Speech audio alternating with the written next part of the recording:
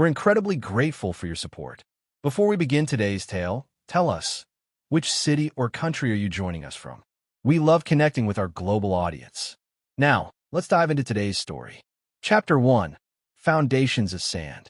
Devin Hargrove had always prided himself on precision. Whether it was the exact measurement of ingredients in his signature old-fashioned or the meticulous planning that had built his real estate empire, he never left anything to chance. At 52, his salt and pepper hair and steel blue eyes had only sharpened his commanding presence, making him a man few dared to cross. The Montgomery name had opened doors for him 20 years ago, but it was his relentless drive that transformed those opportunities into a fortune that dwarfed his father-in-law's.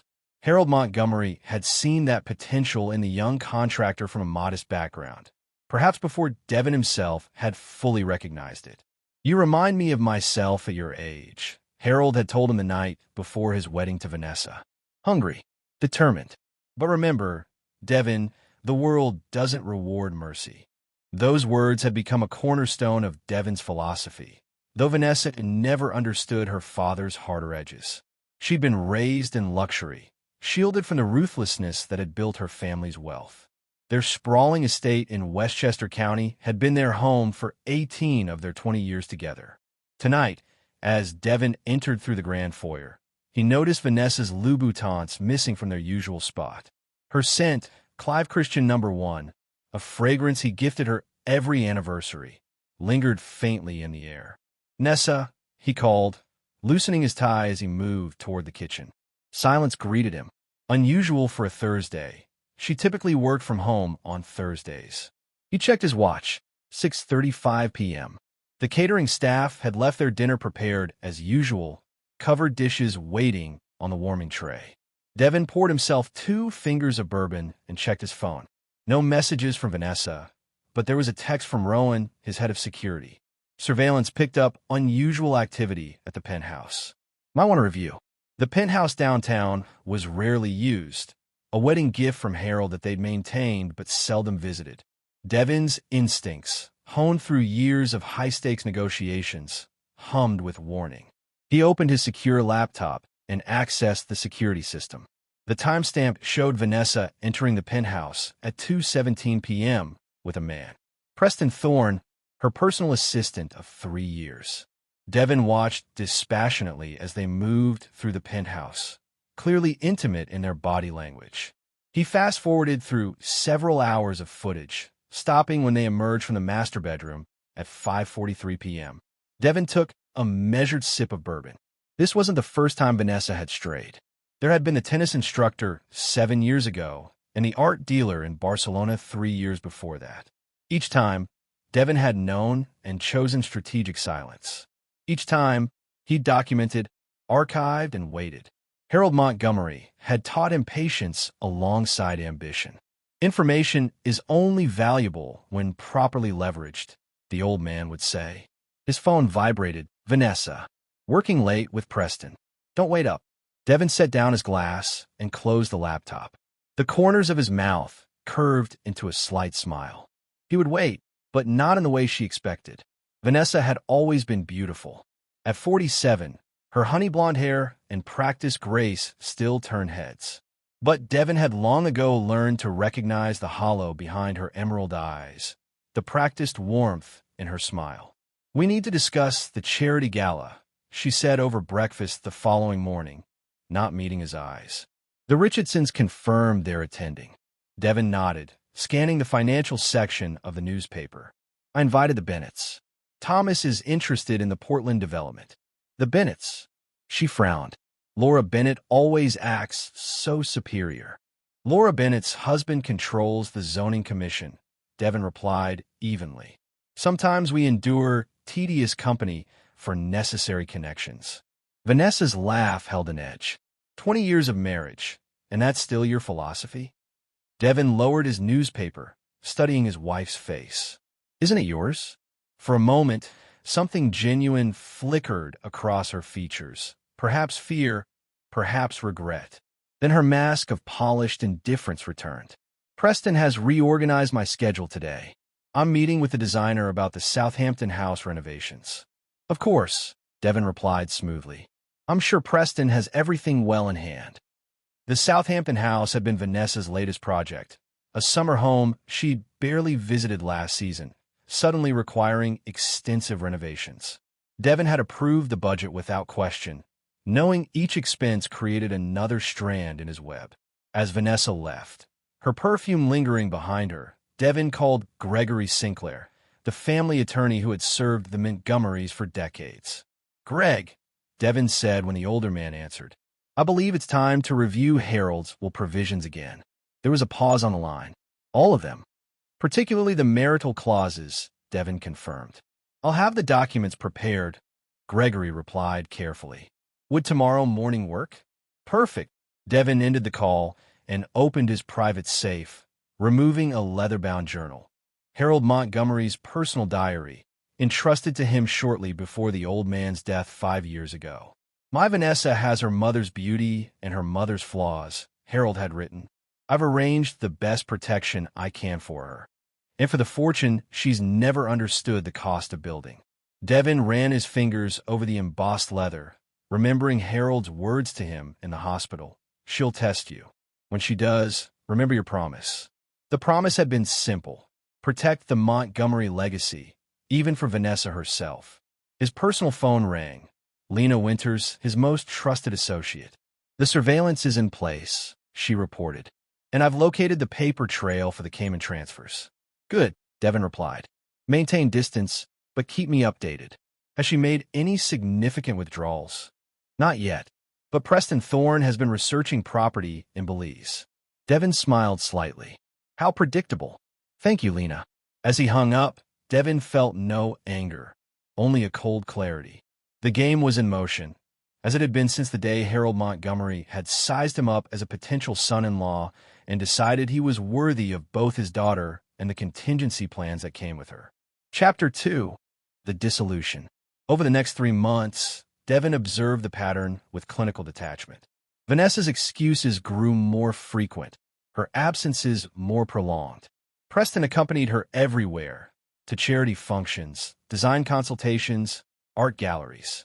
The young man's ambition was transparent, his calculated charm aimed at the Montgomery fortune that Vanessa controlled through her trust. What Preston didn't know, what Vanessa herself seemed to have forgotten, was that Harold Montgomery had been meticulous about protecting his wealth from outsiders. Devin maintained his usual routine, giving Vanessa the space to believe her deception was working. He attended board meetings, expanded his commercial holdings in 3 states, and made a point of being cordial to Preston whenever their paths crossed. You seem distracted lately, Devin mentioned casually over a rare dinner at home with Vanessa. Is everything all right? Vanessa's fingers tightened slightly around her wine glass. Just busy with the foundation. We're expanding the scholarship program. Admirable, Devin replied, cutting his steak with precision. Preston seems to be taking on more responsibility. You must be pleased with his performance. A flush crept up her neck. He's dedicated. Dedication is valuable, Devin agreed. Harold always appreciated loyalty above all else. At the mention of her father, Vanessa's expression hardened slightly. Dad had unusual ideas about loyalty. He understood its worth, Devin countered mildly. That night, lying beside his wife in their king-sized bed, Devin felt her restlessness. She waited until she thought he was asleep before reaching for her phone, the screen illuminating her face as she typed a message. The following Tuesday, Devin returned from a business trip to Chicago to find Vanessa sitting in the living room, an uncharacteristic tension evident in her posture. We need to talk, she said, her voice carefully modulated. Devin set down his briefcase. Of course. What's on your mind? I've been doing a lot of thinking, Vanessa began, her rehearsed speech transparent to him. About us. About what I need at this point in my life. Devin sat across from her, his expression attentive but neutral. After 20 years, her voice faltered slightly. I think I need space to figure out who I am outside of this marriage. I see, Devin replied evenly. And have you figured out what this space looks like? Vanessa straightened, gaining confidence as she delivered her prepared lines. I want a divorce, Devin. I've already spoken with my attorney. I'll have papers drawn up. Your attorney, Devin repeated. Not Gregory. Gregory is your friend, she said dismissively. I've retained someone independent. Devin allowed himself a small nod. Of course. You should have representation you trust. His calm response seemed to unsettle her. You are not surprised? Vanessa, he said gently, very little about you surprises me anymore. Something flashed in her eyes. Anger, perhaps, or fear that he knew more than he was letting on. I want this to be amicable, she continued. I'm prepared to be generous in the settlement. Generous, Devin echoed, a hint of amusement in his tone. How considerate. The Montgomery trust is mine, she said, a defensive edge creeping into her voice. But I recognize your contributions to our lifestyle. Devin studied her for a long moment. And what does Preston think of all this? The color drained from her face. This isn't about anyone else, isn't it? Devin stood smoothly. Send the papers when they're ready. I won't contest the divorce. Her surprise was evident. You won't? No, he confirmed. If you want out of this marriage, I won't stand in your way. Relief washed over her features, quickly replaced by suspicion. Just like that, Devin affirmed. Though I recommend reviewing your father's will before proceeding. There may be provisions you've forgotten. What are you talking about? Vanessa demanded. Devin picked up his briefcase. Ask Gregory. He is still the executor, after all. He left her sitting there, confusion evident on her face. In the privacy of his car, Devin made a call to Lena. She's made her move, he said simply. The Thorne boy's been meeting with a real estate agent specializing in Caribbean properties, Lena reported. And there's been activity on the hidden Cayman account. Begin phase 2, Devin instructed, and tell Rowan to increase surveillance on the penthouse. Already done, Lena confirmed. Are you going to warn her about the will clause? I've given her a hint, Devin replied. Whether she follows it depends on how greedy she's grown. The divorce papers arrived 3 days later, delivered by courier to his office. The terms were exactly as he expected. Vanessa claiming the majority of their shared assets, offering him a settlement that, while substantial, was a fraction of what he was entitled to under normal circumstances. Devin signed every page without hesitation, adding his initials where indicated. He made no counteroffer, requested no changes. His signature, bold and unwavering, sealed the end of 20 years with brutal efficiency. That evening, he received a text from Gregory. She never asked about the will. Devin smiled to himself. Harold had predicted this too. Vanessa makes decisions based on desire, never prudence, he'd once told Devin. It will be her downfall. The divorce was finalized with unusual speed, expedited by Vanessa's connections and Devin's lack of resistance. He moved out of the Westchester estate into his downtown office building's executive suite, making no claim on any of their shared homes. If Vanessa found his compliance suspicious, her desire for quick freedom overrode her caution. Within weeks, society pages reported her attendance at various events with Preston Thorne no longer introduced as her assistant, but as her companion. Devin watched from a distance, playing the role of the dignified ex-husband who had gracefully accepted his fate. He took meetings, expanded his business interests, and appeared occasionally at social functions where his path deliberately never crossed with Vanessa's. Behind this facade, he meticulously executed his plan, putting into motion the mechanisms Harold Montgomery had established years before, mechanisms designed to protect the family fortune from exactly this scenario. She thinks she's won, Lena observed during one of their strategy sessions. That's the first step, Devin replied, reviewing the documents before him. Harold always said victory is sweetest when your opponent believes they've already achieved it. Chapter 3. The Engagement. 2 months after the divorce was finalized, Devin received an elaborately embossed invitation. Vanessa Montgomery, having reclaimed her maiden name, and Preston Thorne cordially requested his presence at their engagement celebration. The location, the Coral Terrace at the Palms, an exclusive resort in the Bahamas, the same place where Devin and Vanessa had spent their 10th anniversary. Bold, Gregory Sinclair commented when Devin showed him the invitation over lunch. Or perhaps just thoughtless. It's deliberate, Devin replied, sipping his water. Vanessa's always had a flair for pointed symbolism. Gregory's weathered face creased with concern. Have you informed her about the will clause yet?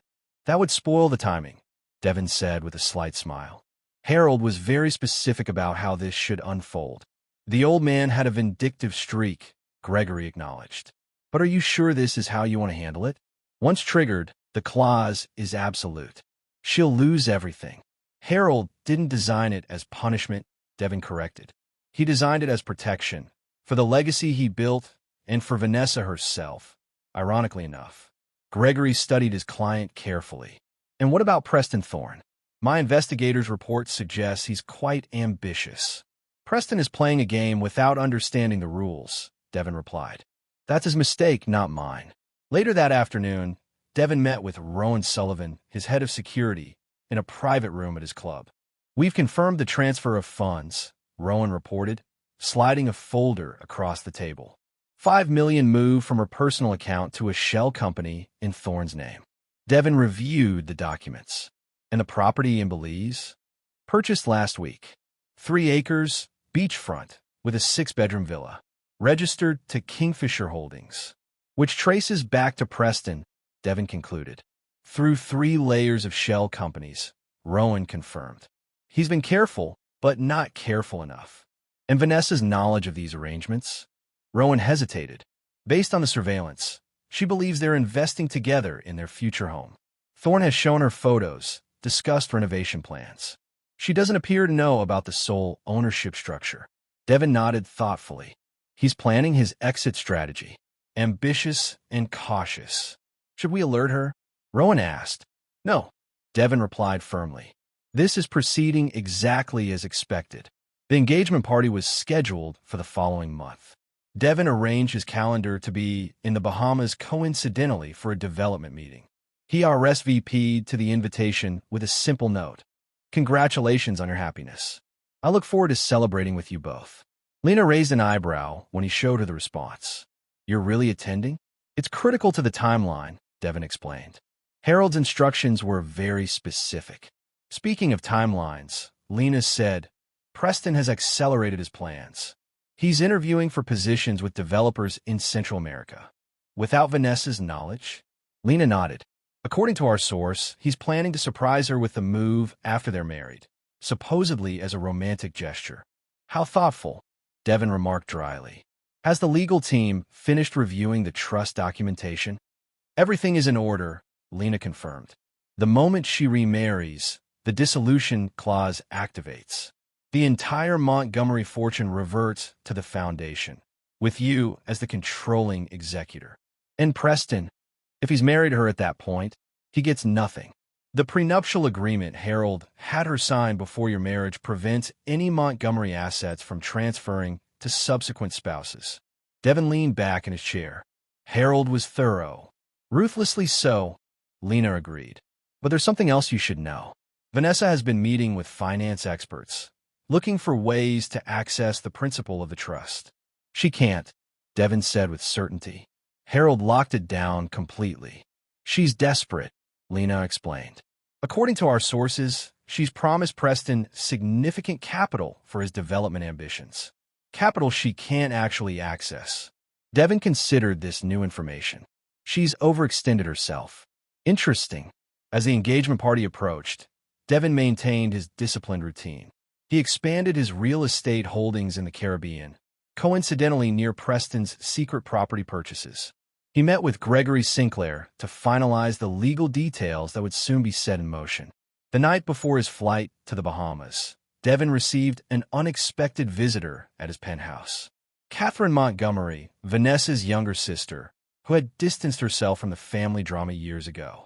You're really going to let her do this? Catherine asked without preamble, accepting the glass of wine he offered. Your sister makes her own choices, Devon replied. Catherine studied him with eyes remarkably similar to Harold's, shrewd and penetrating. Dad told me, about the clause. Devon's expression revealed nothing. Did he? He said you were the only one he trusted to handle Vanessa when the time came. She took a sip of wine. Preston Thorne is a con man. He's done this before. I'm aware, Devon acknowledged. And you're still letting her walk into this trap? I'm letting her experience the consequences of her choices, he corrected. As your father intended. Catherine shook her head. You're as ruthless as Dad was. He considered that a compliment, Devon noted with a slight smile. It wasn't meant as one, she said, though there was no real bite in her words. What happens after?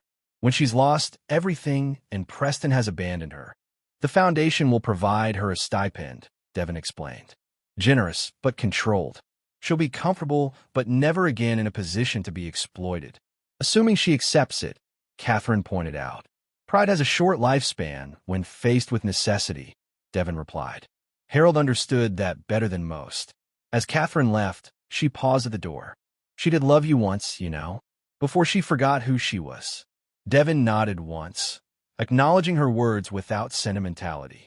Safe travels home, Catherine. That night, as he packed for the Bahamas, Devon reviewed Harold Montgomery's journal one last time. The passage he sought was near the end, written in the old man's increasingly shaky hand. I've seen the look in Preston Thorne's eyes when he thinks no one is watching. He believes Vanessa is his ticket to wealth, unaware that I've ensured she's merely the bait in a trap. Devon understands the game we're playing. When the time comes, he'll remember his promise. The promise.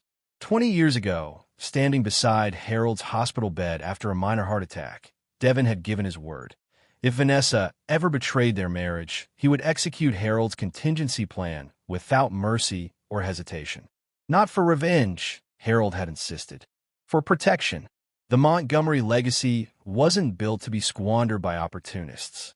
As Devon closed the journal, he felt no triumph, no vindication, only the calm certainty of a man fulfilling a long-standing obligation. Chapter 4. Paradise Lost. The Palms Resort gleamed like a pearl against the turquoise Bahamian waters. Devon's suite overlooked the exclusive beach where, even now, staff were arranging white chairs and tropical flower arrangements for tomorrow's engagement celebration. He unpacked, laying out his tailored linen suit for the event. The envelope, containing certified copies of Harold Montgomery's will with the crucial clause highlighted, sat in his briefcase, waiting. A knock at his door revealed Lena, elegant in resort casual wear that disguised her razor-sharp focus. Preston's made contact with a developer named Alejandro Vega, she reported, accepting the sparkling water Devon offered. They met yesterday at the marina. Vega owns significant property adjacent to Preston's secret Belize purchase. A potential partner for whatever he's planning, Devon surmised. More than that, Lena added. According to our source, Preston's already committed $15 million to a joint venture. Money he doesn't have unless Vanessa provides it, Devon finished. Which she can't do once the clause activates. Exactly. Lena's expression hardened. He's setting her up for catastrophic failure. Devon moved to the balcony, watching distant figures on the beach. Has Vanessa arrived yet? This morning, with her usual entourage. She's booked the presidential villa. And our other arrangements? In place, Lena confirmed. Gregory landed an hour ago with the legal team. They're staying at the resort next door, ready to move when you give the signal. Devon nodded, satisfied. And Preston's background confirmation? Comprehensive, Lena said, opening her tablet to display a series of documents. This isn't his first time targeting wealthy women. 3 previous relationships, all following the same pattern. Wealthy, somewhat isolated women, whirlwind romances, followed by significant investment opportunities. He's careful, though. He's never been charged. Because they're too embarrassed to admit they were conned, Devon noted. Exactly. The most recent was Diane Hewitt in Boston. Lost nearly $7 million before her family intervened. Devon studied the information dispassionately. Harold suspected as much. He had Preston investigated the moment Vanessa hired him. You knew? Lena asked, surprised. I knew Preston had a history. Harold left detailed files. Devon's expression remained impassive. What I didn't know was whether Vanessa would fall for it. And when she did, I followed Harold's playbook, Devon replied simply. Give her enough rope to entangle herself fully before executing the contingency plan. That evening, from the discreet corner table of the resort's signature restaurant, Devon observed Vanessa and Preston dining with their inner circle. She looked radiant animated as she described something to her captivated audience. Preston's hand rested possessively on hers, his charm on full display. Devin ate his meal unhurriedly, making no effort to hide his presence. When Vanessa finally noticed him, her laughter faltered momentarily before she regained her composure, whispering something to Preston. Minutes later, Preston approached Devin's table with practiced affability. "Devin," he greeted, extending his hand. "We're honored you came. Vanessa wasn't sure you'd accept the invitation." Devin stood, shaking the younger man's hand firmly. "I wouldn't miss it. Congratulations on your engagement." "Thank you," Preston replied, his confidence evident. "We're very happy. I hope there are no hard feelings." "None whatsoever," Devin assured him smoothly. "Vanessa deserves happiness." Preston's relief was visible. "We were hoping you might join us for a drink. For old time's sake. Perhaps another time," Devin demurred. "I have an early meeting tomorrow before your celebration." "Of course, business first," Preston nodded knowingly. "That's one thing Vanessa said you taught her. The importance of timing in business matters." "Indeed," Devin agreed, a hint of a smile playing at his lips. "Timing is everything." After Preston returned to their table, Devin noticed Vanessa watching him with undisguised wariness. He raised his glass slightly in her direction before finishing his meal and departing. In the privacy of his suite, Devin reviewed the final preparations with Rowan via secure line. "The Belize property documentation is ready," Rowan confirmed. "Along with the records of Preston's meetings with Vega and the falsified investment prospectus he's been showing Vanessa." "Good," Devin replied. "And the offshore transfers?" "Tracked and documented. He's already moved the $5 million she gave him, not to the development account, but to his personal holdings in Singapore." Devin nodded to himself. Everything is proceeding as expected. Harold would be impressed with his foresight. "There's one more thing," Rowan added. "Preston made a call after meeting you tonight. He's accelerated the timeline. They're planning to marry within the month, not in 6 months as they've told everyone."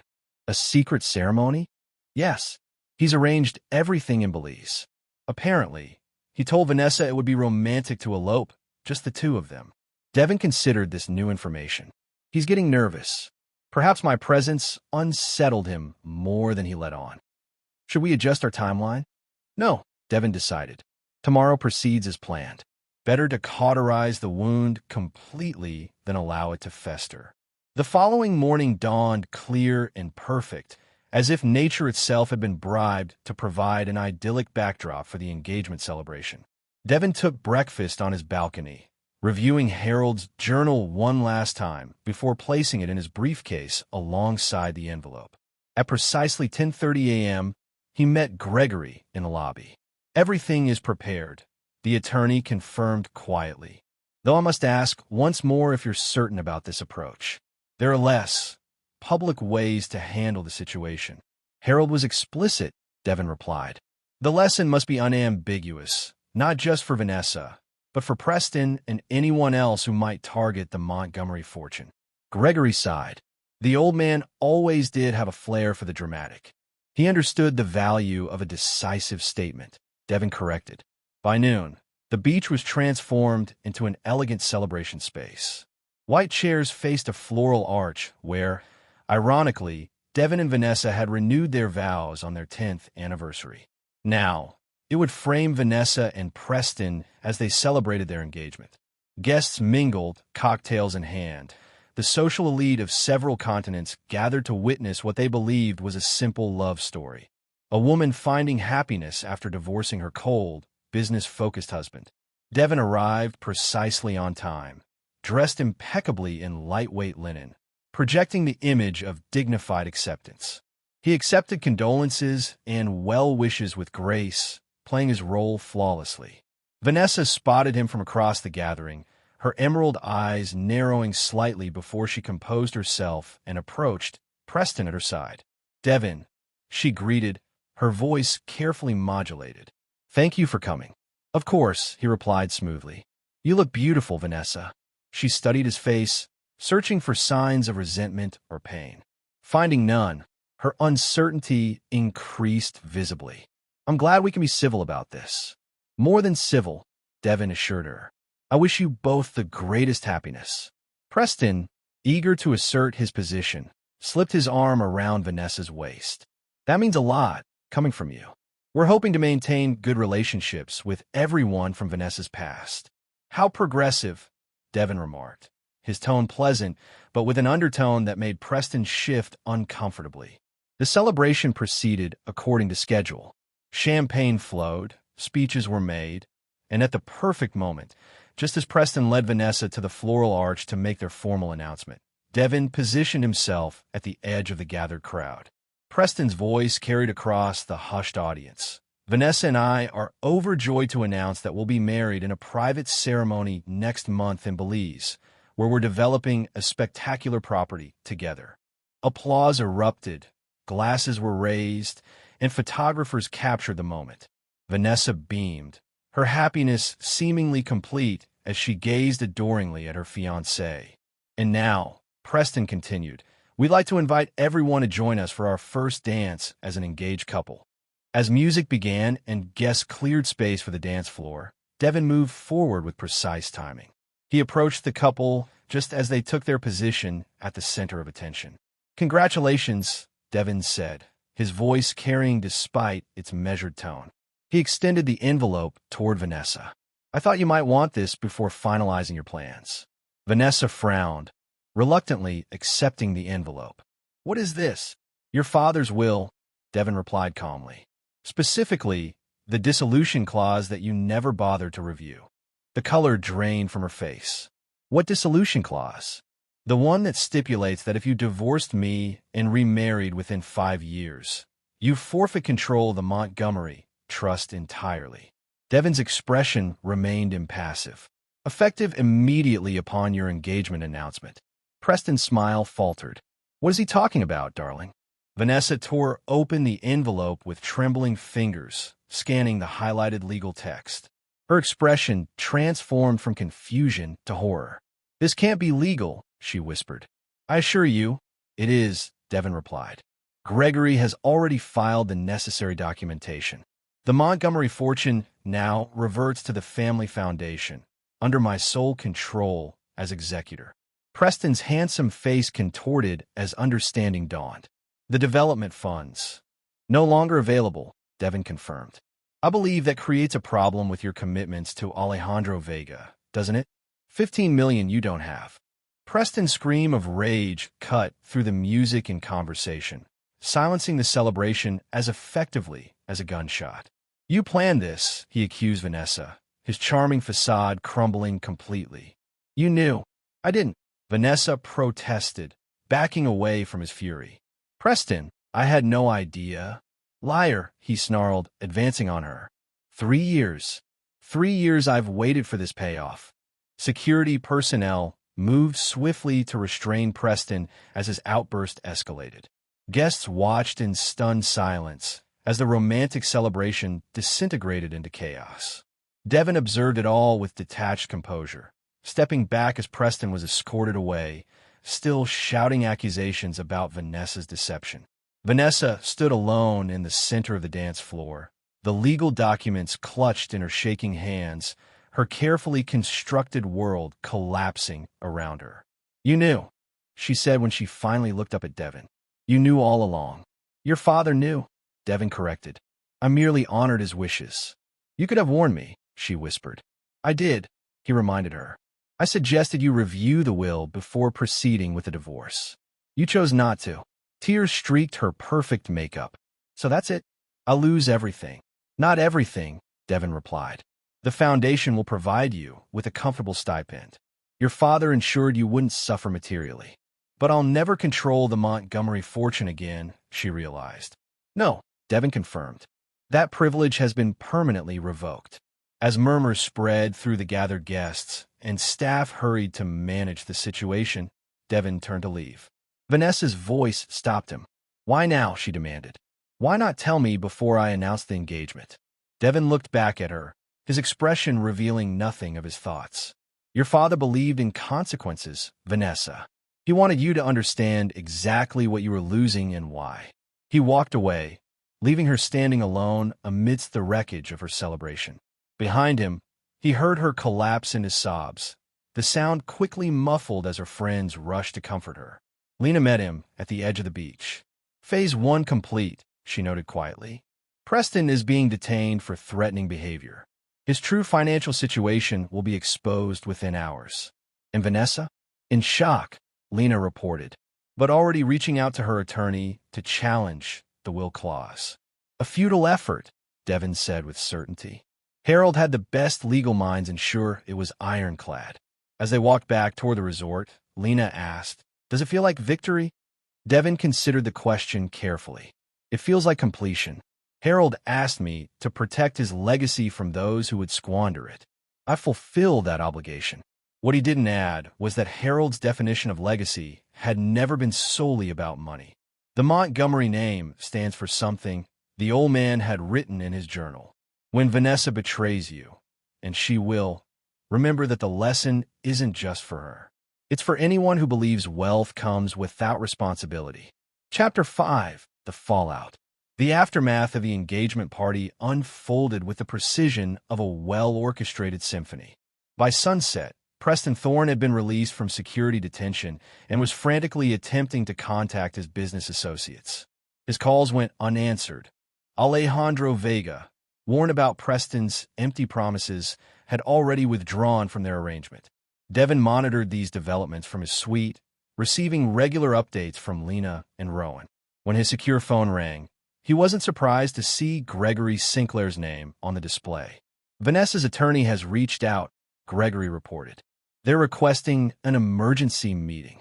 "Predictable," Devin replied. "Schedule it for tomorrow morning. Here at the resort."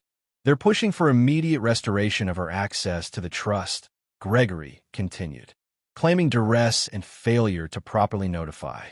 "Claims that will fail," Devin stated with certainty. Harold's instructions were explicit. After ending the call, Devin poured himself a modest scotch and stepped onto the balcony. The sun was setting over the ocean, painting the sky in dramatic oranges and purples. Below, workers were dismantling the engagement celebration decorations, removing all evidence of the afternoon's catastrophe. His tablet chimed with an incoming message from Rowan. Preston attempting to access Vanessa's personal accounts. All transfers blocked per protocol. Another piece falling into place. Devin had anticipated this move, the desperate grab for whatever assets remained accessible. Harold had predicted it too, ensuring that protective measures were established years ago. A soft knock at his door revealed Catherine Montgomery, her expression a mixture of concern and resignation. "That was quite a show," she said, accepting his invitation to enter. "Not my design," Devin reminded her. Catherine moved to the bar, helping herself to a gin and tonic. "Dad always did have a flair for drama." She took a long sip. "How is she?" "Struggling to understand the magnitude of what's happened," Devin replied honestly. "And Preston?" Revealing his true character, Devin said. "He's already attempting to drain what remains of her accessible accounts." Catherine shook her head. She never could judge character. Mom was the same way. They stood in companionable silence for a moment, both looking out at the darkening ocean. "What happens now?" Catherine finally asked. "The Foundation takes control of the Montgomery holdings," Devin explained. "Vanessa receives her stipend, generous but controlled. Preston is eliminated as a threat. And you? What do you get out of all this?" Devin considered the question. "The satisfaction of fulfilling my promise to Harold." Catherine studied him carefully. "Is that really enough?" "It has to be," he replied simply. "It's what I agreed to 20 years ago." After Catherine left, Devin reviewed the final stage of Harold's contingency plan. The old man had been meticulous, considering every possible outcome and reaction. The notebook contained detailed instructions for the aftermath, including how to manage Vanessa's inevitable attempts to regain control. "She'll try everything," Harold had written. "Emotional appeals, legal challenges, even attempts at reconciliation. Remain steadfast. This isn't punishment, it's protection. From herself most of all." The following morning, Devin met with Vanessa and her hastily assembled legal team in a private conference room at the resort. Gregory Sinclair sat beside him, along with two specialized trust attorneys. Vanessa had composed herself overnight, her red-rimmed eyes the only evidence of her emotional state. She wore a cream-colored suit that conveyed both vulnerability and determination, a calculated choice that Devon recognized from their years together. "This clause is unconscionable," her attorney began, a sharp-featured woman named Diana Lawson. "Mr. Montgomery could not have intended to leave his daughter destitute."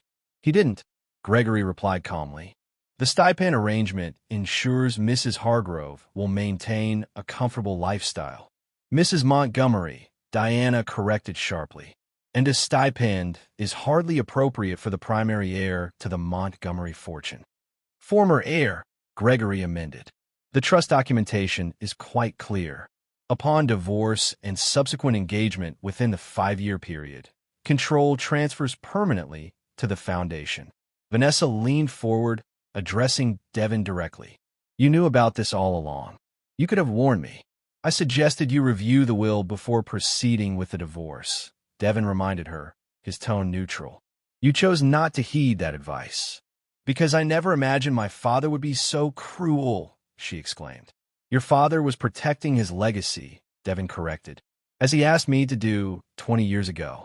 The meeting continued for 2 hours, with Vanessa's legal team presenting increasingly desperate arguments. Each was dismantled by Gregory and his associates, who had spent years ensuring the dissolution clause was unassailable. Finally, Diana Lawson played her last card. "Mrs. Montgomery is prepared to consider reconciliation," she announced. "Given the circumstances, she recognizes that perhaps the divorce was premature." A heavy silence fell over the room. Devon studied Vanessa's face, noting the calculation behind her composed expression. "The clause is triggered by the engagement announcement," Gregory pointed out. "Reconciliation would have no legal effect on the trust status." "Nevertheless," Diana persisted, "if Mr. Hargrove and Mrs. Montgomery were to reconcile, arrangements could potentially be made to facilitate joint management of the foundation." Devon allowed himself a small smile. "An interesting proposal." However, Harold was quite specific about this scenario as well. He nodded to Gregory, who produced another document from his briefcase. "This addendum to the trust stipulates that any reconciliation following divorce must be approved by the Foundation Board, which now consists of Mr. Hargrove, Catherine Montgomery, and 3 independent trustees selected by Mr. Montgomery before his death." Vanessa's composure cracked. "You've thought of everything, haven't you?" "Not me," Devon corrected. "Your father." As the meeting concluded without resolution, Vanessa remained seated while her legal team gathered their documents. When they had departed, leaving only Devon and Gregory, she finally spoke without pretense. "I didn't know about Preston's plans," she said quietly. "The development scheme, the secret property, I had no idea." "I believe you," Devon replied. "That's why Harold created these provisions. He knew your judgment could be compromised. So I'm to be treated like a child for the rest of my life?" The bitterness in her voice was palpable. "You're to be protected from those who would exploit you," Devon corrected. "The stipend is $3 million annually. Hardly punitive, but controlled," she noted sharply. "Structured," he countered, "to prevent exploitation." Vanessa studied him, searching for some crack in his resolve. "Did you ever love me, Devon? Or was this all just business from the beginning?" Devon considered her question carefully. "I honored our marriage vows for 20 years. I built a life with you. I would have continued to do so indefinitely." "That's not an answer. It's the only one that matters now," he replied, rising from his seat. "Your father entrusted me with protecting his legacy. I fulfilled that obligation." As he moved to leave, Vanessa's voice stopped him once more. "What about Preston? What happens to him?" "That depends on his next moves," Devon said. "If he disappears quietly, nothing. If he causes further problems." He left the implication hanging. "You'd destroy him," Vanessa realized. "I'd allow his actions to have their natural consequences," Devon corrected. "As I've done with yours." He left her sitting alone in the conference room. Her empire crumbled around her. In the corridor, Gregory fell in a step beside him. "That went as expected," the attorney observed.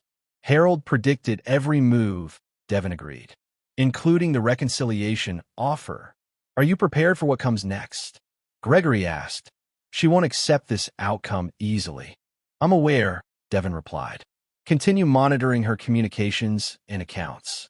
If she attempts to circumvent the structure, implement the secondary restrictions. As they parted ways, Devon received a message from Rowan. Preston attempting to leave the island. Customs notified about outstanding financial issues with local authorities. Another piece in place. Devon had ensured that Preston's financial manipulations would trigger a fraud investigation, effectively trapping him on the island until matters were resolved, a process that could take months. That evening, Devon dined alone in his suite, reviewing the day's developments. Everything had proceeded according to Harold's plan, with Vanessa's reactions aligning perfectly with her father's predictions. A knock at his door revealed an unexpected visitor. Preston Thorne himself, his polished appearance now disheveled, his confident demeanor replaced by desperate urgency. 5 minutes, he pleaded. Just give me 5 minutes. Devon allowed him to enter, maintaining a careful distance. You've ruined me, Preston accused without preamble. The authorities are holding my passport. Vega is threatening legal action over commitments I can't fulfill. Consequences, Devon observed mildly. For actions you chose to take. Preston ran a hand through his hair. Look, I know how this must seem, but Vanessa and I, it wasn't all an act. There were real feelings there. We're there, Devon asked, his tone making it clear he didn't believe a word. Preston abandoned the pretense. What do you want? There must be something I can offer. Nothing you possess holds any value to me, Devon replied simply. Information, then, Preston pressed. About Vanessa. Things you don't know. Devon's expression remained impassive. I doubt that very much. She was planning to leave you even before I came along. Preston insisted. She told me about the others. The tennis instructor, the art dealer in Barcelona. She said you were too cold, too focused on business to notice. I noticed, Devon corrected calmly. I simply chose not to react. Preston blinked, momentarily thrown off balance. You knew? All along. Harold ensured I was fully informed about Vanessa's indiscretions. Each was documented and archived. Then why wait until now? Preston demanded. Why not divorce her years ago? Timing, Devon replied simply. Harold's instructions were specific. Wait until she found someone truly dangerous to the Montgomery legacy. Someone like you. The color drained from Preston's face as understanding dawned. This was a trap. All of it. Not a trap, Devon corrected. A contingency plan created by a man who understood his daughter's weaknesses and sought to protect her from them, and from men like you. Preston's desperation visibly increased. I can't stay here. I have debts, dangerous people expecting payment. Your personal difficulties are not my concern, Devon stated. They should be, Preston countered, his tone hardening. Because if I go down, I'll take Vanessa with me. Every sordid detail of our relationship, every private moment, all of it public. Devon regarded him with cold assessment. Are you attempting to blackmail me, Mr. Thorne? I'm offering a solution, Preston insisted. Help me resolve my situation, and I disappear quietly. Everyone saves face. An interesting proposal, Devon acknowledged. Unfortunately, it assumes I care about Vanessa's public embarrassment. I don't. Then what about your own reputation? Preston pressed. I'll tell everyone how you manipulated this situation, how you waited and watched, planning your revenge for years. A slight smile touched Devon's lips. That would require people to believe you, a con man exposed in the middle of his latest scheme. Preston's expression hardened. You haven't heard the last of this. Actually, Devon replied, opening the door to indicate the meeting was over. I believe I have. After Preston stormed out, Devon contacted Rowan. Preston will likely attempt to leave the island tonight, through unofficial channels. Make sure the authorities are aware. Already done, Rowan confirmed. We've identified a charter captain he's been in contact with. Local police are monitoring the situation. As Devon prepared to return to New York the following day, he received one final visitor, Catherine Montgomery. Vanessa's been sedated, she reported. Her doctor is concerned about her emotional state. A predictable reaction, Devon noted. The stipend includes comprehensive health coverage. Catherine studied him carefully. You're really going through with all of this, exactly as Dad planned? It's what I promised him, Devin replied simply. Even the final phase? She asked. The complete isolation? Devin nodded once. Harold was clear. If Preston attempts blackmail or public exposure, which he has, then Vanessa is to be completely cut off, except for essential support services. It seems cruel, Catherine observed. It's protective, Devin corrected. Preston is dangerous, more so now that he's desperate. Isolating Vanessa from his influence is the safest approach. Catherine sighed deeply. Dad always did believe in harsh lessons. He believed in lasting ones, Devin amended. This isn't punishment. It's the consequence of choices made with full awareness of their potential impact. As Catherine left, she paused at the door. Will you ever forgive her? Devin considered the question carefully. Forgiveness isn't relevant. This was never about emotion. It was about obligation and responsibility. To Dad, she noted. To the promise I made, he clarified. To protect the Montgomery legacy, even from those who should have valued it most. After she departed, Devin stood on the balcony, watching the ocean. Harold's voice seemed to echo in his mind. When it's done, you'll feel nothing. No satisfaction, no vindication. Only the knowledge that you fulfilled your duty. That emptiness is the price of keeping your word. The old man had been right. As Devin surveyed the wreckage of lives carefully orchestrated over 20 years, he felt neither triumph nor regret, only the calm certainty of a task meticulously completed. Chapter 6. Checkmate. 1 month after the engagement party catastrophe, Devin sat in his Manhattan office reviewing the quarterly reports for the Montgomery Foundation. The transition of control had been seamless, exactly as Harold had planned. The financial empire continued to function efficiently, unaffected by the personal drama that had precipitated the change in leadership. Lena entered with the morning security briefing. Preston Thorne was arrested in Miami last night, she reported, attempting to enter the country on a falsified passport. As expected, Devin noted, setting aside the financial documents. Has he made any statements? He's claiming persecution and offering to cooperate with authorities regarding financial crimes involving the Montgomery family, Lena replied, her tone conveying her skepticism. A desperate move, Devin observed. Ensure our legal team is prepared for any inquiries. Already done, she confirmed. Gregory has assembled a response team. They don't anticipate any genuine concerns. Preston has no actual evidence of wrongdoing, only unsubstantiated accusations. Devin nodded, satisfied. Harold's meticulous approach extended to every aspect of the Montgomery business interests. There were no financial irregularities to discover, no matter how desperately Preston searched. And Vanessa? He inquired. Still at the Connecticut property, Lena reported. She's made several attempts to contact financial institutions regarding her trust access. All have been redirected to the foundation as instructed. Has she attempted to contact Preston? No, Lena said. According to our surveillance, she's refused his calls since the arrest was reported in the media. Devin considered this information. She's beginning to understand the magnitude of her miscalculation. Later that afternoon, Gregory Sinclair arrived for their weekly meeting, bringing news of Vanessa's latest legal maneuvers. She's filed a petition challenging Harold's mental capacity at the time he established the dissolution clause, the attorney reported, claiming he was suffering from early dementia. A transparent attempt, Devin replied dismissively. Harold underwent comprehensive cognitive assessment annually. The trust amendments were all executed during periods of verified mental clarity. Of course, Gregory agreed. We have the medical documentation ready. The petition will be dismissed, but it's worth noting the escalation in her tactics. Devin leaned back in his chair, contemplating this development. Has she attempted to access Catherine's portion of the family trust? Not yet, Gregory said, though we anticipate that move soon. Catherine has been briefed and understands the importance of maintaining a unified front. Good, Devin nodded. Implement the communication restrictions.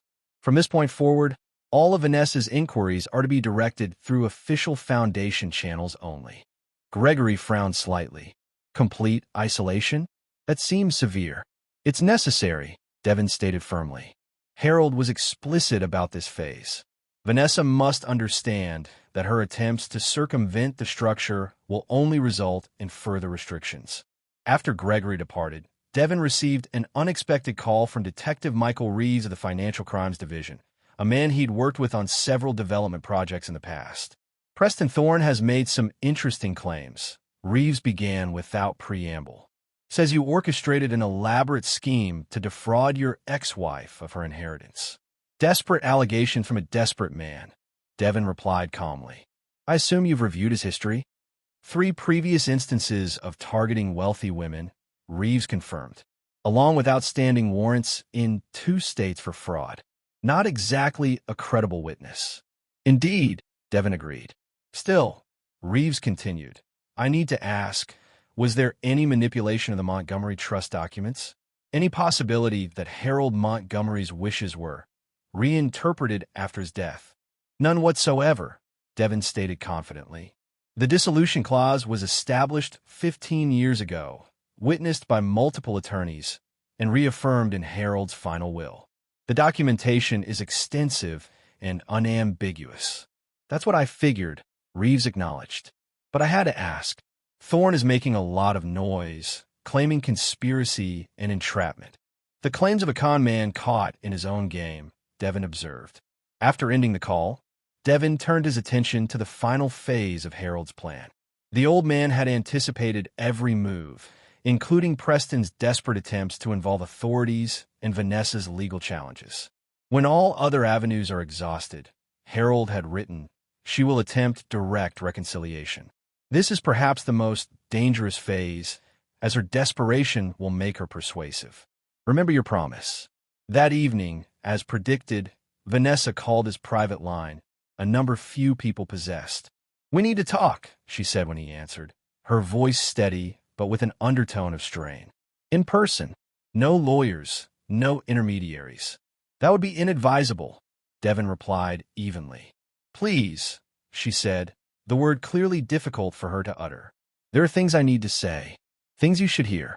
Devin considered refusing outright, but Harold's instructions had covered this scenario as well. Allow the meeting. Let her make her case. Then ensure she understands the permanence of her situation. Very well, he conceded. Tomorrow. My office. Noon. Thank you, she said, relief evident in her voice. I'll be there. After ending the call, Devin contacted Lena. Vanessa will be coming to the office tomorrow. Ensure security is prepared and have Gregory on standby. Do you think she's planning something? Lena asked. Harold thought she might, Devin replied. Prepare for all contingencies. The following day, Vanessa arrived precisely at noon, dressed in a conservative navy suit that emphasized her composed professionalism. Security escorted her to Devin's office, where he waited behind his desk, deliberately maintaining the formal barrier between them. Thank you for seeing me, she began, taking the offered seat across from him. You indicated it was important, he replied neutrally. Vanessa took a deep breath. I've had time to reflect on everything that's happened, on the choices I made and their consequences. Devin remained silent, watching her carefully. I understand now what my father was trying to do, she continued. Protect me from myself, in his way. And I understand why you fulfilled your promise to him. Do you? Devin asked mildly. You're a man of your word, she said. It's one of the qualities I always admired about you, even when I strayed. Devin noted her careful word choice. What is it you want, Vanessa? She met his gaze directly. A second chance. Not reconciliation. I know that's not possible now. But a role in the foundation. A chance to prove I can be trusted with some portion of my father's legacy. The terms of the trust are clear, Devin reminded her. Control has permanently transferred to the foundation board. I'm not asking for control, she clarified. Just involvement. A chance to contribute. To learn. Devin studied her, noting the carefully constructed humility in her expression. Harold had predicted this too. The strategic concession designed to gain a foothold. Why now, he asked.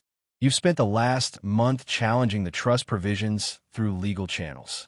Because I finally understood something, she replied. Preston never loved me. He was using me, just as my father feared, just as you knew. And this realization changed your perspective? It made me see that my father was right, she admitted, about my judgment, my vulnerabilities, about the need for protection. Devin nodded slightly. An important insight. Hope flickered in Vanessa's eyes. Then you'll consider my request? Some role within the foundation. The foundation board would need to vote on any such arrangement, Devin replied carefully. Given recent events, I'm not certain the outcome would favor your involvement. You control the board, she pointed out. Your recommendation would carry significant weight. True, he acknowledged, but my recommendation would be based on what serves the foundation's interests. Vanessa leaned forward slightly. I could be an asset, Devin. I know the social connections, the relationships that keep donations flowing. Let me prove my value. Devin allowed a moment of silence before responding. There's something you should know, Vanessa. Something your father stipulated in his final instructions. What? She asked. Wariness creeping into her expression. If you made precisely this appeal, for involvement in the foundation after all other avenues were exhausted, I was to give you a choice. What choice? She asked cautiously. Complete separation from the Montgomery name and interests, with your stipend intact, but no connection to foundation activities, Devin explained.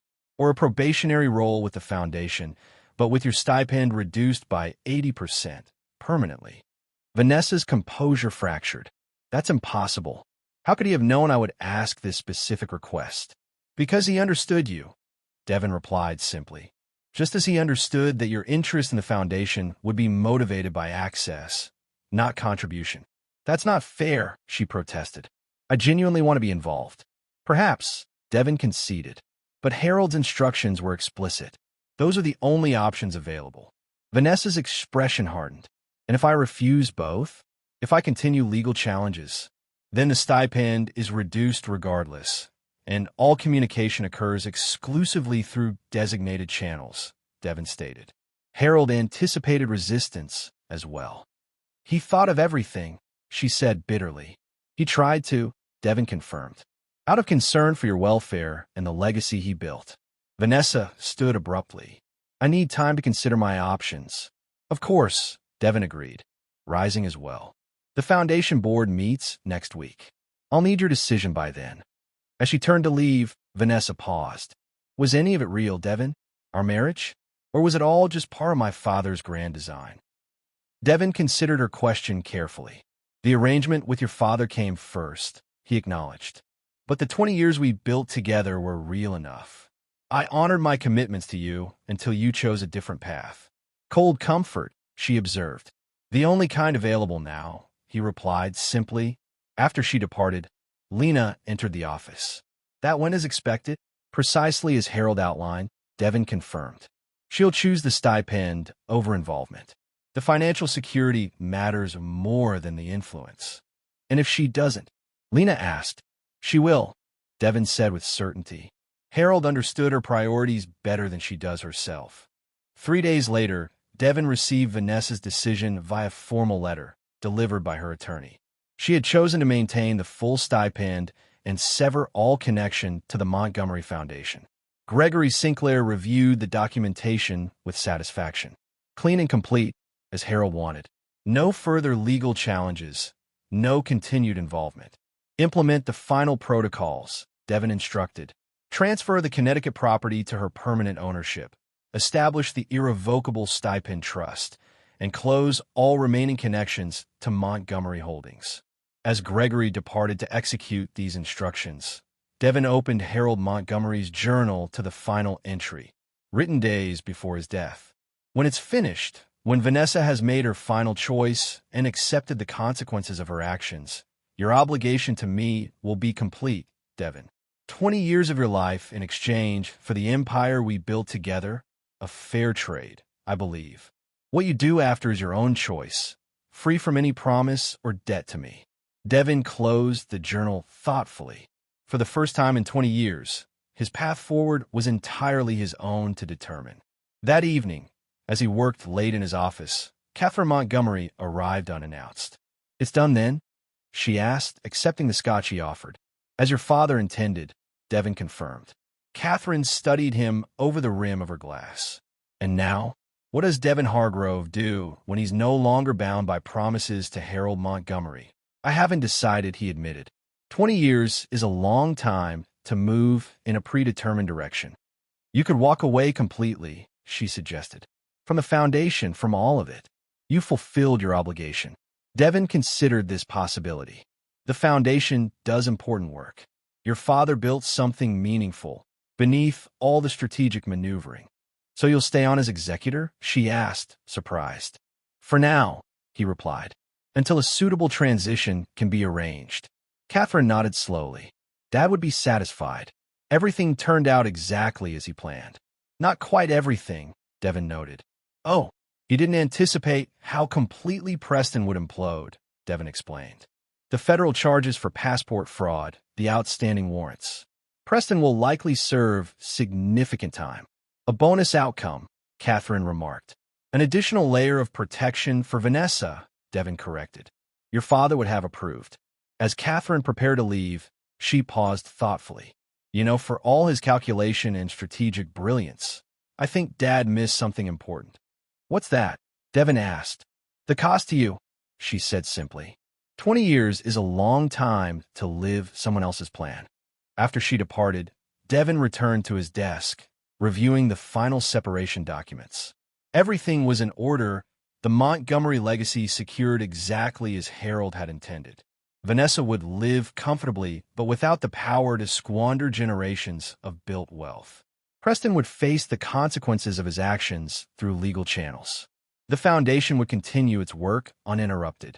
Harold Montgomery's chess game, set in motion decades ago, had reached its conclusion with every piece landing precisely where the old man had envisioned. As Devin signed the last document, finalizing the arrangement, he reflected on Catherine's observation.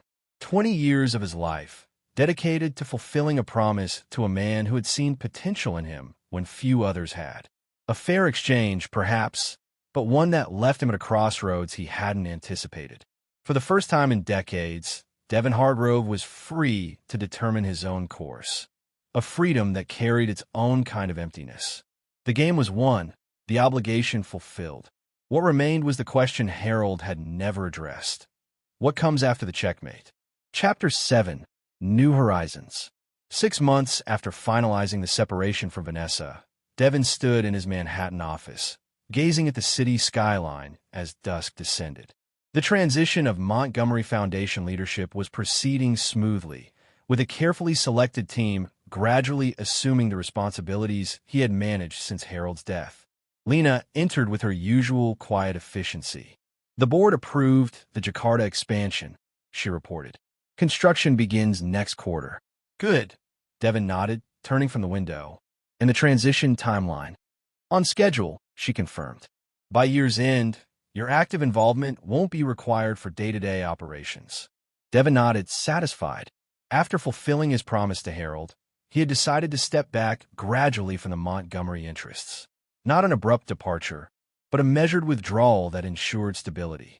Any word for Vanessa? He asked. She's purchased a property in Palm Beach, Lena reported. Modest by her previous standards, but comfortable. The stipend trust is functioning as designed. Devin absorbed this information without visible reaction. Vanessa had ultimately accepted her new reality with the practicality Harold had always believed she possessed beneath her impulsive nature. The reduced circumstances had forced a kind of recalibration, just as her father had intended. And Preston, he inquired. Sentenced last week, Lena said. 7 years for fraud and passport violations.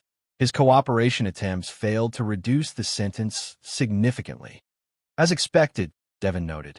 Preston's attempts to trade information about the Montgomery family had yielded nothing of value to authorities.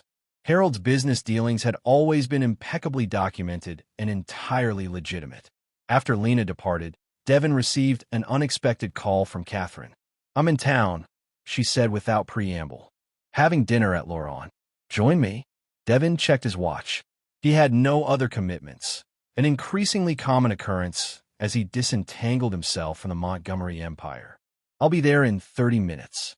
Laurent was an exclusive French restaurant in Midtown, one of Catherine's favorites. When Devin arrived, he found her already seated at a corner table, a glass of Bordeaux in hand. "You look rested," she observed as he joined her. "Retirement agrees with you." "Semi-retirement," he corrected mildly. "I still maintain some interests." Catherine smiled slightly. "But nothing that consumes you the way the Montgomery obligations did." "True enough," he acknowledged. As they ordered and began their meal, Catherine studied him thoughtfully. "Have you heard about Vanessa's latest venture?" Devin raised an eyebrow. "I haven't been monitoring her activities closely." "She started a small foundation," Catherine explained, "focused on supporting women rebuilding after divorce and financial setbacks." "Ironic," Devin noted. "Perhaps," Catherine agreed. "Or perhaps just drawing from experience. She's keeping it small, manageable, within the constraints of her stipend. Learning from past mistakes," Devin observed. "Harold would be pleased." Catherine sipped her wine thoughtfully. "I'm not sure he would. Dad always wanted control more than growth." "He wanted protection for what he'd built," Devin corrected. "And now that it's protected," Catherine asked, "what do you want, Devin? After 20 years of fulfilling someone else's vision, have you discovered your own?" The question caught him slightly off guard. Since completing his obligation to Harold, Devin had focused on the mechanical aspects of disentanglement: legal transitions, leadership changes, structural adjustments. The deeper question of personal direction remained unexplored. "I'm considering options," he replied carefully. Catherine smiled knowingly. "Always precise in your answers." Another trait Dad admired. As their dinner continued, the conversation shifted to Catherine's own ventures, her conservation work in Africa, her photography exhibitions. Unlike Vanessa, she had always maintained healthy distance from the Montgomery fortune, establishing her own identity separate from family wealth. "I'm leaving for Kenya next week," she mentioned as they finished their meal. "A new wildlife preserve project." "Important work," Devin acknowledged. "Your father would be proud." Catherine's expression turned reflective. "Would he?" Dad measured success in terms of empire building. Conservation was always a nice hobby in his view. He respected commitment, Devin countered, whatever the field. As they parted ways outside the restaurant, Catherine's parting words lingered with him. "Don't spend too long in the shadows of someone else's legacy, Devin. Even after fulfilling your promise, you're still defining yourself by Dad's expectations." Back in his apartment, Devin found himself contemplating her observation. For 20 years, his path had been clearly defined by his promise to Harold. Now, with that obligation fulfilled, the way forward seemed strangely undefined. His secure phone rang. Gregory Sinclair, calling unusually late. "Sorry to disturb you," the attorney began, "but there's a situation developing. Preston Thorne was attacked in prison yesterday. He's in critical condition." "How is this relevant to our interests?" Devin asked, maintaining his characteristic composure. "Before losing consciousness, he made statements to prison authorities," Gregory explained, "claiming the attack was ordered by you as retribution for his relationship with Vanessa."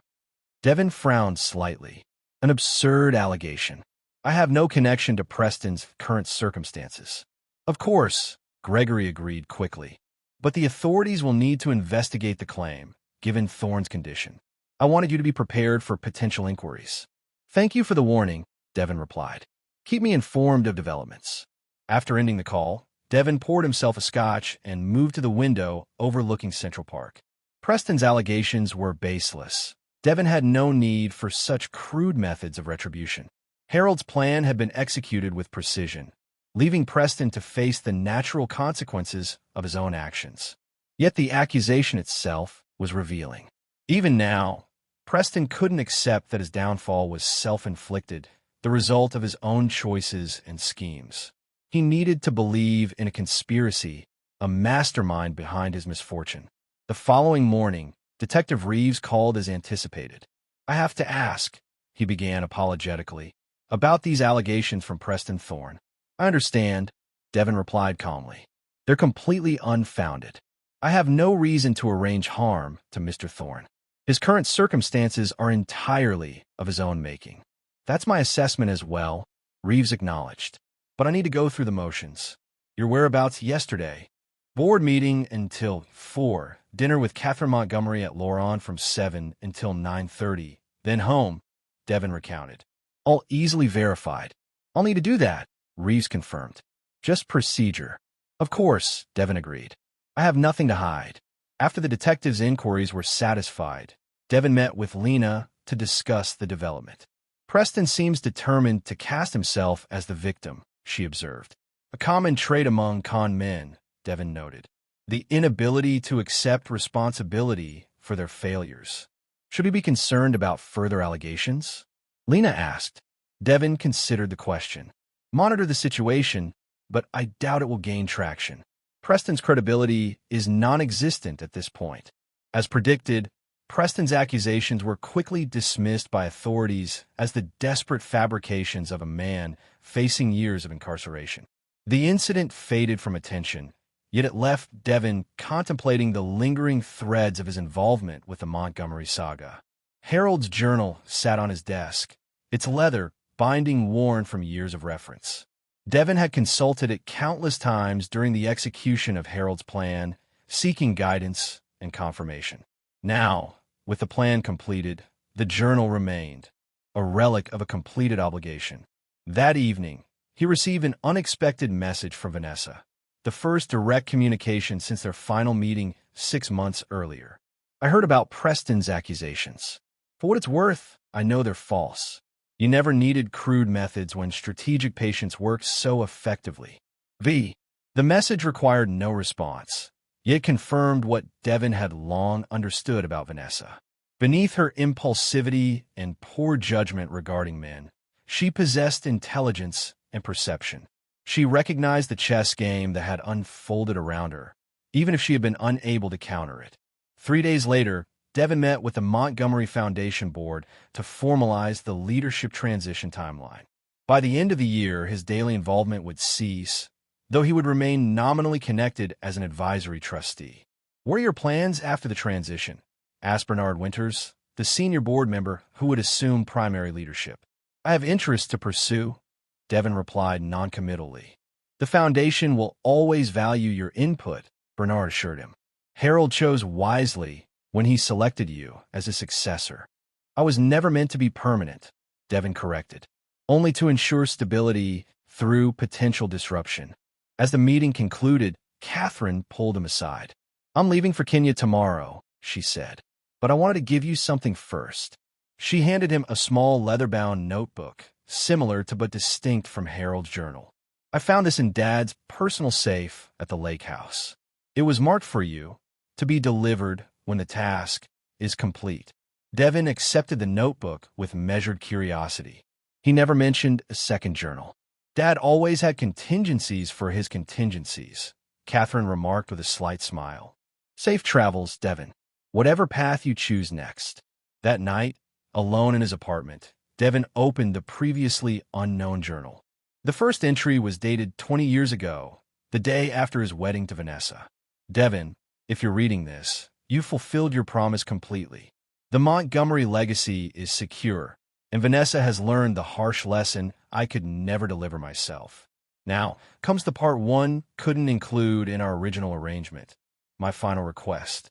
Do not let my legacy become your prison. I selected you because you possess qualities I valued: discipline, strategic thinking, unwavering commitment. But I never intended those qualities to be consumed entirely by my agenda. The Montgomery fortune is now protected from Vanessa's poor judgment, as we agreed. But your life was never meant to be merely a tool for my purposes. That was the arrangement, not the intention. My final request is simple. Find your own path forward. Not as Harold Montgomery's executor, not as Vanessa's ex-husband, but as Devin Hargrove, the man whose potential I recognized 20 years ago. The man I suspected might become far more than just the guardian of my legacy. Devin closed the journal slowly, Harold's final message resonating with unexpected impact. For 2 decades, he had executed the old man's plan with meticulous precision, never questioning the underlying purpose or considering what might come after. Now, with Harold's final instruction revealed, Devin faced a challenge more complex than anything in the carefully orchestrated downfall of Preston Thorne or the controlled diminishment of Vanessa's circumstances. He faced the challenge of defining himself beyond the identity that had consumed 20 years of his life. The next morning, Devin called Lena to his office. "Accelerate the transition timeline," he instructed. "I want to be fully removed from operational control by the end of the month, not the end of the year."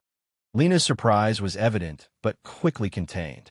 "That's possible, but rushed. May I ask why the sudden urgency?" Devin considered his response carefully. "It's time for me to pursue other interests. The foundation is stable. The mechanisms are in place. My continued involvement serves no essential purpose." "And these other interests?" Lena inquired. "To be determined," Devin replied honestly. For the first time in 20 years. Chapter 8. The Reckoning. 2 weeks after accelerating his departure from the Montgomery Foundation, Devin found himself on his private jet bound for Geneva. The abrupt change in his timeline had generated speculation among board members and business associates, but Devin had offered no explanations beyond personal priorities. Lena accompanied him, having elected to continue her association with Devin rather than remain with the foundation. Her loyalty had been to him personally, not to the Montgomery interests. "The transition is proceeding smoothly," she reported as they flew over the Atlantic. "Bernard, is everything well in hand?" "Good," Devin nodded, reviewing documents on his tablet. "And the Zurich arrangements?" "Confirmed," Lena replied. "The banking team will meet us tomorrow morning. All the documentation is prepared." Devin had spent the past 2 weeks restructuring his personal holdings, separating them completely from any Montgomery connection. The Swiss meetings represented the final step in this process, establishing an entirely independent financial framework for whatever came next. "Have you decided what you'll tell them?" Lena asked carefully. Devin understood the question's implications. For 2 decades, his financial identity had been inextricably linked to the Montgomery empire. Now, he was deliberately severing those connections, creating questions about his future direction. "Only what's necessary for the transactions," he replied. "The specifics of my next ventures remain private for now." Their arrival in Geneva proceeded without incident. The following morning, in the discreet elegance of a private banking suite, Devin completed the restructuring of his assets. By noon, the process was complete. Devin Hargrove was financially independent from the Montgomery legacy for the first time in 20 years. As they left the bank, Lena observed, "It feels like the end of an era." "The conclusion of a chapter," Devin corrected. "Not the entire story." That evening, as Devin dined in his hotel suite, his secure phone rang with an unexpected caller, Detective Michael Reeves. "I apologize for disturbing you internationally," Reeves began, "but there's been a development regarding Preston Thorne." "Has he made additional allegations?" Devin asked, his tone neutral. "No," Reeves replied solemnly. "He's dead. Complications from his injuries." Devin absorbed this information with his characteristic composure. "I see. And you're calling because—" "Because his death elevates the investigation," Reeves explained. "What was assault is now homicide. His previous accusations against you have to be reviewed, despite their questionable credibility." "I understand," Devin replied calmly. "My representatives will cooperate fully, as always." After ending the call, Devin contacted Gregory Sinclair, briefing him on the development and authorizing whatever legal responses might be necessary. Preston's death was unfortunate, but changed nothing about the baseless nature of his accusations. "This seems unlikely to develop into anything significant," Gregory assured him. "Thorne's claims were dismissed once already, and there's nothing connecting you to the prison assault." "Nevertheless, be thorough," Devin instructed. "I don't want lingering questions." The following day, as Devin prepared to leave Geneva for his next destination, he received news that altered his plans entirely. Catherine Montgomery had been seriously injured in a small plane crash in Kenya. She was stable, but required specialized medical care. Without hesitation, Devin redirected his jet to Nairobi, arriving 18 hours later at the hospital where Catherine had been initially treated. Her injuries, a broken leg, fractured ribs, and a concussion, were serious but not life-threatening. "You didn't have to come," she said weakly when he entered her room. "I'm not dying. Your medical evacuation needed arranging," he replied simply, taking the seat beside her bed. My jet is more comfortable than a commercial medical transport. Catherine studied him through pain-glazed eyes. Always practical. Did you read it? Dad's second journal. I did, Devin confirmed. And, she pressed weakly, I've accelerated my separation from the foundation, he told her. Complete financial independence has been established. A slight smile touched Catherine's pale lips. You're following his final instruction, finding your own path. Beginning to, Devin acknowledged. The medical evacuation was arranged with characteristic efficiency. Within 24 hours, Catherine was aboard Devin's jet, attended by a medical team, bound for a specialized facility in Boston. You've been trying to find a way out, she observed during the flight, the pain medication making her unusually direct. Ever since the plan was completed. But you couldn't just walk away. There were responsibilities to fulfill, Devin replied. No, Catherine countered, her gaze unexpectedly sharp. You needed permission. From Dad. That's what the second journal gave you. Devin considered her observation with uncharacteristic introspection. Perhaps, he conceded. 20 years creates powerful patterns. Habits, she corrected. Comfortable ones, even when they're confining. After ensuring Catherine was settled in Boston with the best medical care available, Devin returned to New York, where new developments awaited. Detective Reeves requested a formal interview regarding Preston Thorne's death, now classified as a homicide. Gregory Sinclair accompanied him to police headquarters, though Devin maintained his usual composure throughout the questioning. We've reviewed the prison security footage, Reeves explained. The attack appears to have been related to prison politics, not outside influence. But we had to explore all possibilities, given Thorne's allegations. Understand, Devin replied, and I appreciate your thoroughness. As they left the police station, Gregory remarked, that should be the end of it. Preston Thorne has caused his final disruption. Let's hope so, Devin agreed, though something about the situation left him vaguely unsettled. That evening, in the solitude of his apartment, Devin reviewed both of Harold's journals, the tactical guide that had directed his actions for 20 years, and the unexpected final message that had granted him release from those obligations. The contrast between them was striking.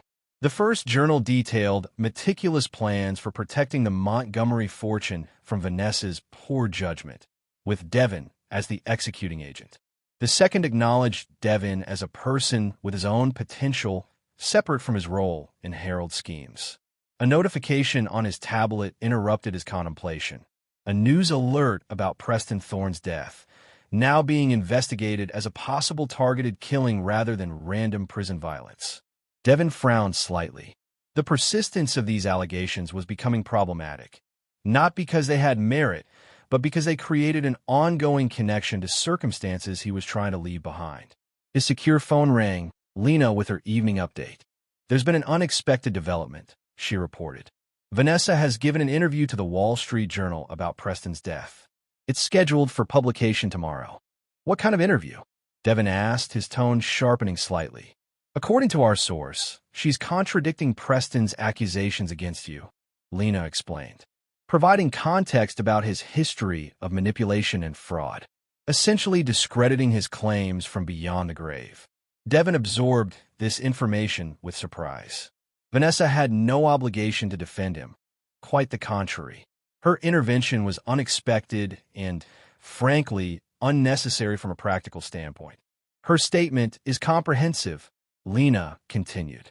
She acknowledges her own poor judgment in becoming involved with Preston, confirms that you had no motive to arrange harm to him after he was already imprisoned and discredited, and suggests his death was the result of his own actions in prison, not any outside influence.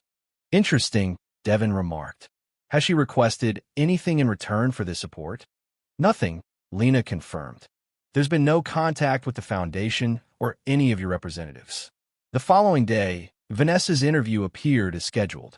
Her defense of Devin was articulate and comprehensive, effectively dismantling Preston's posthumous accusations.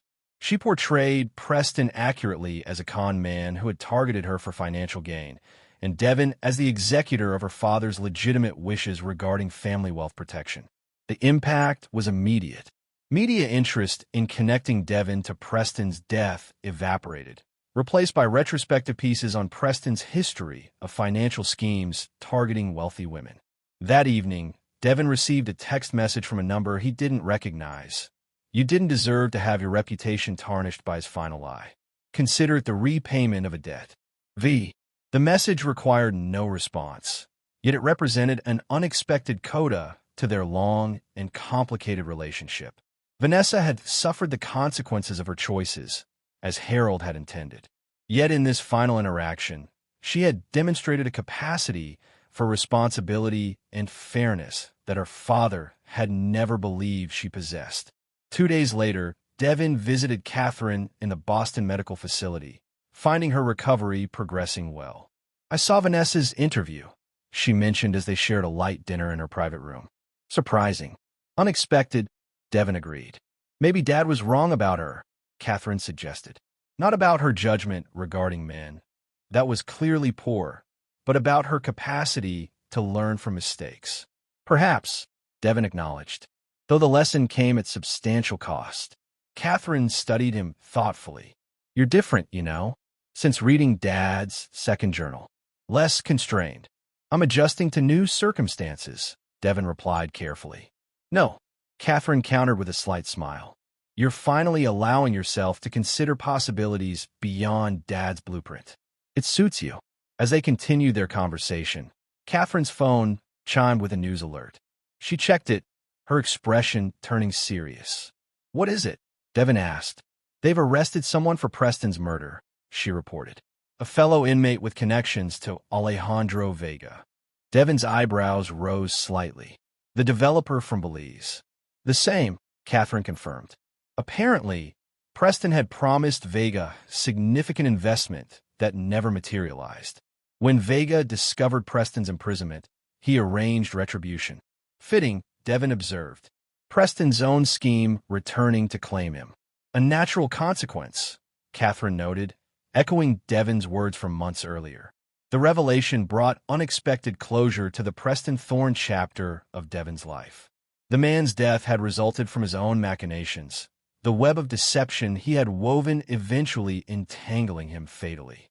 No elaborate revenge from Devon had been necessary. Preston's own actions had determined his fate. That night, as Devon flew back to New York, he reflected on Harold Montgomery's 2 journals, The Strategic Guide and The Final Release. For 20 years, he had followed Harold's path with unwavering discipline. Now, he faced the challenge of charting his own course. In the privacy of his jet, Devon opened his laptop and began typing. Not a strategic plan or business proposal, but something more fundamental. A vision for his future that belonged solely to him, untethered from promises to the dead or obligations to the past. For the first time in decades, Devon Hargrove contemplated his life not as an instrument of someone else's design, but as a creation entirely his own. Chapter 9, Liberation. 1 year after the dissolution of his marriage to Vanessa, Devon stood on the observation deck of his newly completed building in downtown Manhattan. The Hargrove Tower, his first major development bearing only his name, rose 72 stories above the city, a testament to his emergence from the shadow of the Montgomery legacy. Lena joined him, tablet in hand as always. The final occupancy permits came through this morning. "We're officially complete and fully leased." "Good," Devon nodded, satisfaction evident in his expression. "And the foundation space?" "Ready for the opening gala next week," she confirmed. The Hargrove Innovation Fund is generating significant interest in the tech community. The Innovation Fund represented Devon's first major philanthropic venture independent of the Montgomery Foundation, a $200 million commitment to supporting technology startups focused on environmental sustainability and medical advancement. "Catherine's flight arrives at 4, Lena reminded him. "Her doctor has cleared her for the trip, though she'll still need the wheelchair for extended periods. Ensure the penthouse is prepared for her stay," Devon instructed, "and confirm her physical therapy appointments for the duration of her visit." Catherine's recovery from the plane crash had been steady but prolonged. Her decision to attend the tower's opening represented her first major travel since the accident, a gesture of support that Devin appreciated more than he expressed. Later that afternoon, as Devin welcomed Catherine at his private helipad atop the tower, he noted the improvement in her condition. Though still using a wheelchair, her color had returned, and the sharp intelligence in her eyes was undiminished. "Impressive," she remarked, surveying the panoramic views from the penthouse. "Completely your vision, for what I understand." From concept to execution, Devin confirmed, pouring them both a celebratory champagne. "The first project designed entirely to my specifications, without compromise." Catherine accepted the glass, studying him over its rim. "It suits you, building something that's entirely yours." "It's been illuminating," Devin acknowledged.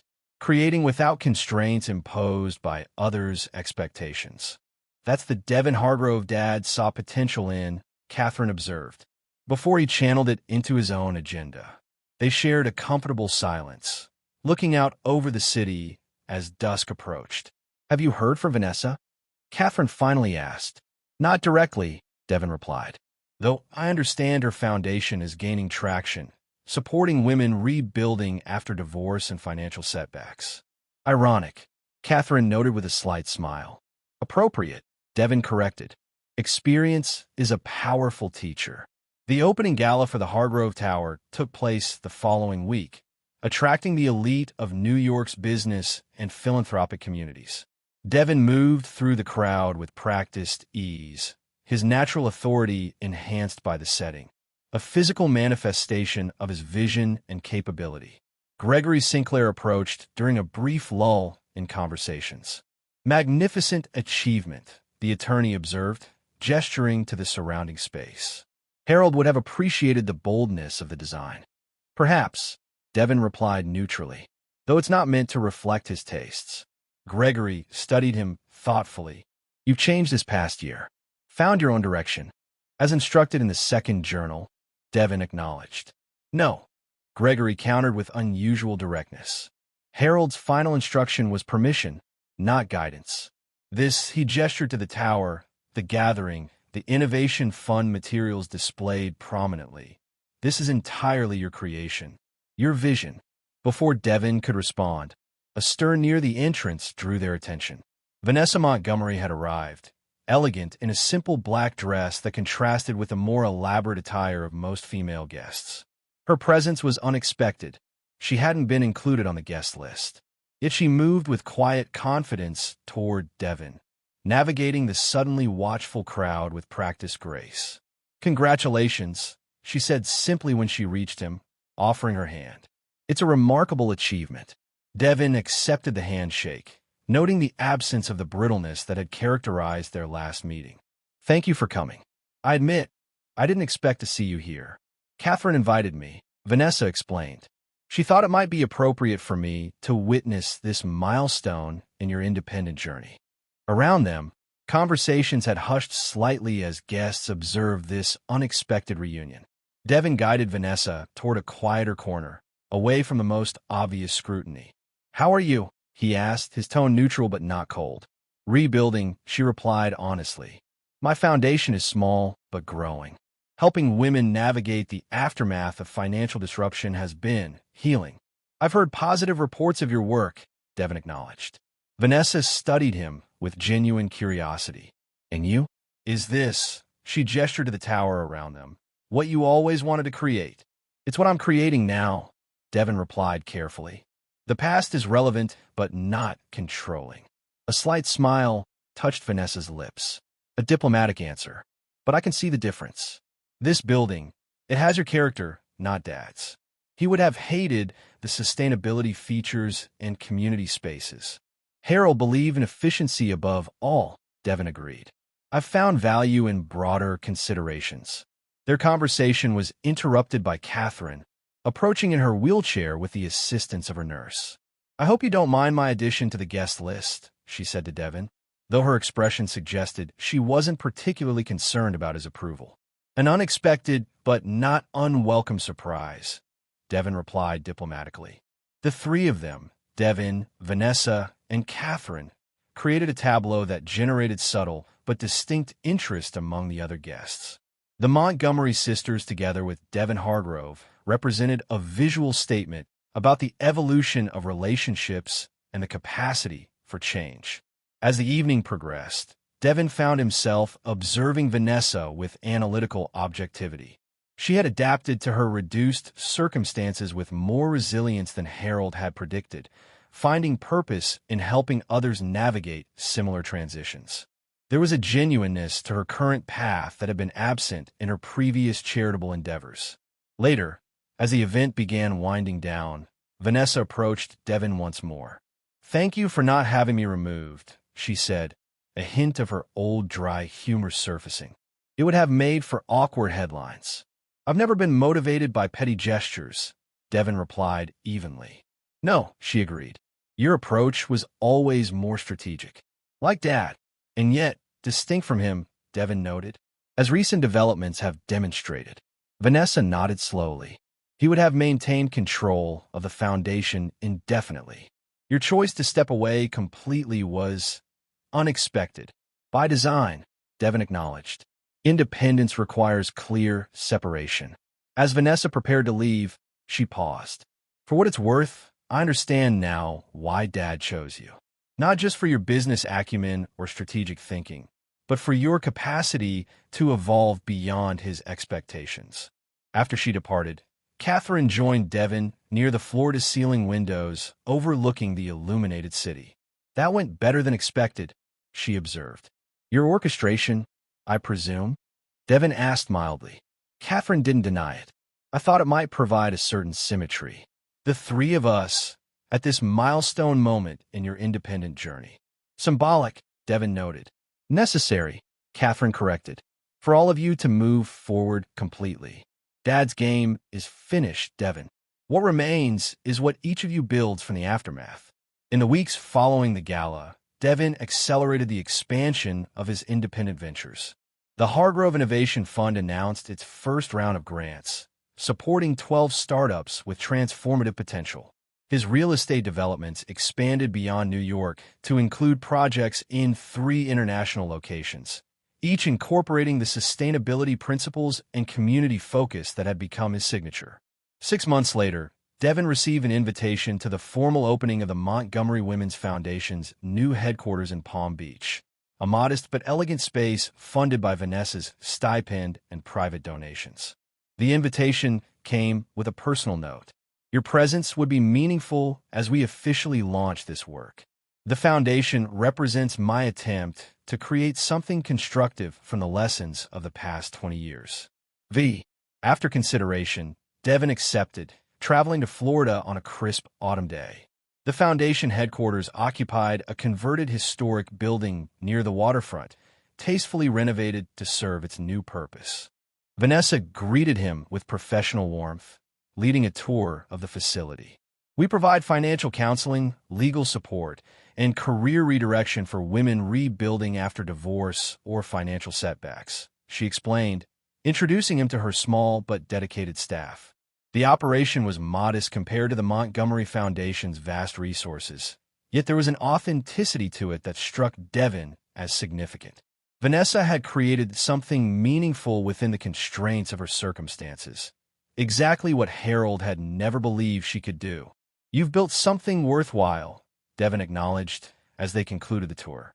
"On a smaller scale than I once commanded," Vanessa noted, "but perhaps more meaningful because of those limitations." "Constraints often reveal true capabilities," Devon observed. As they shared a brief lunch in her office following the tour, Vanessa asked the question that had clearly been on her mind. Was it worth it? Dad's 20-year game, with you as his primary piece. Devon considered the question carefully. It served its purpose. The Montgomery legacy remains intact, protected from dissolution. "That's not what I asked," Vanessa pressed gently. "I know," Devon acknowledged. "The true answer is more complex. The arrangement with your father gave me opportunities one might not otherwise have accessed. It also imposed limitations I'm only now fully recognizing." "And if you could go back," she asked, "knowing what you know now, I would still accept Harold's proposal," Devon replied honestly. but perhaps with a clearer understanding of the importance of maintaining my own identity alongside his agenda. Vanessa nodded slowly, accepting his answer. Dad was brilliant at strategy, but limited in imagination. He never considered that people might evolve beyond his expectations, that I might learn from my mistakes, or that you might create something more significant than merely protecting his legacy. As Devin prepared to leave, Vanessa offered a final observation. We're both free now, you know? You from Dad's instructions, me from the illusions about wealth and power that shaped my earlier choices. Different kinds of freedom, but freedom nonetheless. The insight stayed with Devin during his flight back to New York. Harold Montgomery had orchestrated an elaborate two-decade plan that had achieved its primary objective, protecting the family fortune from Vanessa's poor judgment and the predatory intentions of men like Preston Thorne. Yet the plan's execution had yielded unexpected secondary outcomes.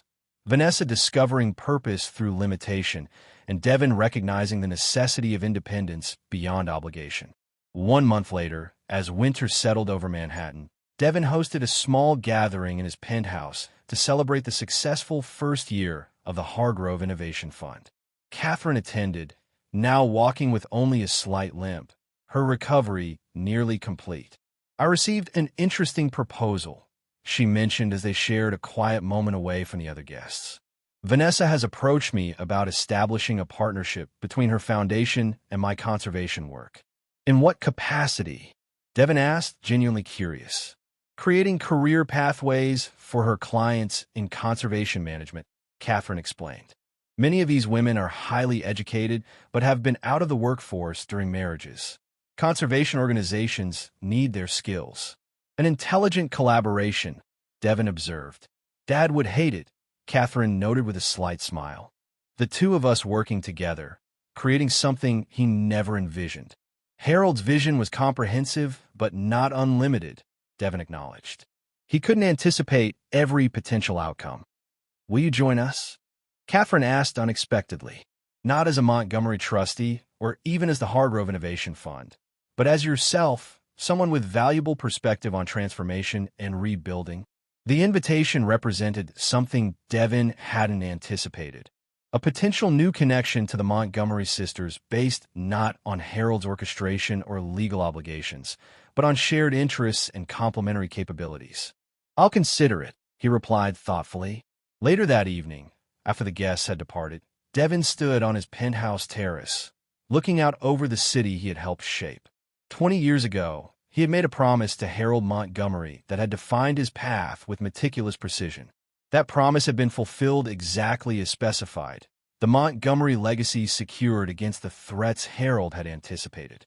What Harold hadn't anticipated, couldn't have anticipated, was how the execution of his plan would transform not just Vanessa, but Devin himself.